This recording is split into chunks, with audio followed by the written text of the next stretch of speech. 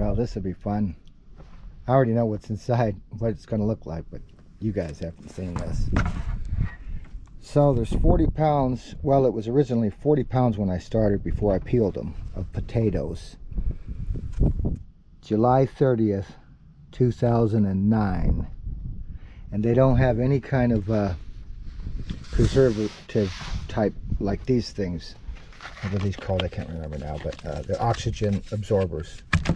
So I have oxygen absorbers in this type of storage, which I do a lot of this now. In fact, I want to do the potatoes in this next time.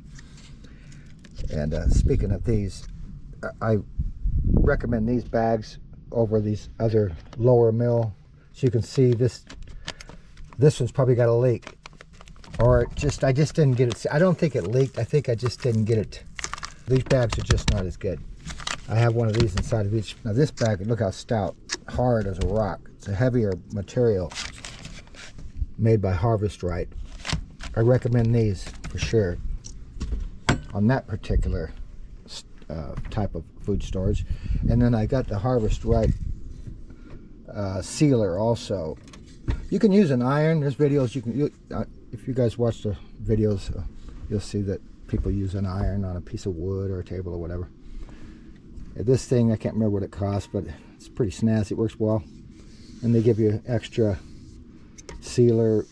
I'm not sure what it's called, but these little strips here, you get 2 or 3 extra of those. Got a little clamp to lock it down for storage.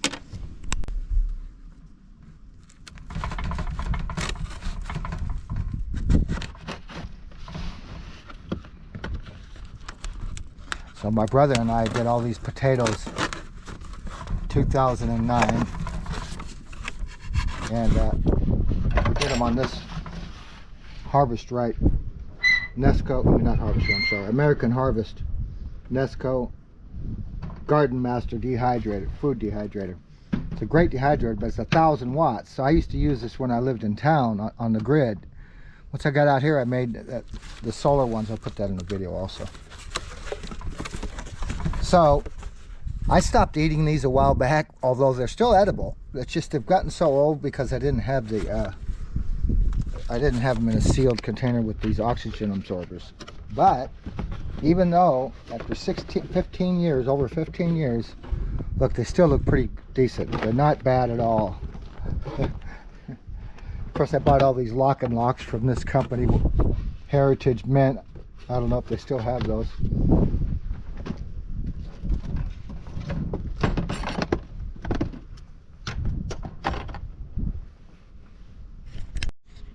So as you can see, they've darkened up, and if you dehydrate them too much, they get dark like this also.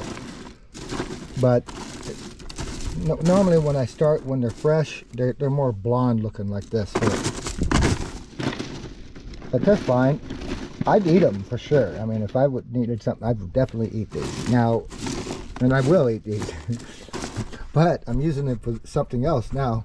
These are so old, I'm going to replenish them with all new stuff. Probably put something else in these containers, something that doesn't. And these are fine if you just eat them within 5 years. These work great.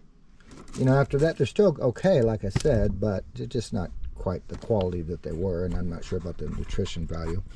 But you won't starve for sure. Now, I've been feeding them to my dogs, mixing it into canned food, so that's what I'm going to do right now. I'll show you guys. They love it. So, each one of these containers, we put 20 pounds of potatoes. You know, we peeled them first. So it's probably, I don't know, 15 pounds once you get all the peels off. But I just go by what it was when I bought it. So we had originally did it, I think, like 300 pounds of potatoes. And I think it took a couple months off and on. They go through it fairly fast, so I'm probably giving it a lot more than I realized. But I'm not going to give them all. I'm going to save these for just for this, actually. I went through one container lately to test them out and to see if they like them, and boy, do they like them.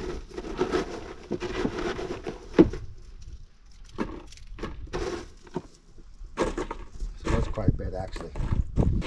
Now you could, if you wanted to rehydrate them some, you can do that also. Pour a little water and let them set for a bit. I haven't been doing that. Maybe I should, but maybe I'll start doing that. man, they just, of course, you know that. You know they're going to eat that. Here they come. Now, of course, that could be rabbit meat or anything else you can think of. Alrighty, guys, let's go for it. Here we go. There you go. Oh, that won't last long. Gone.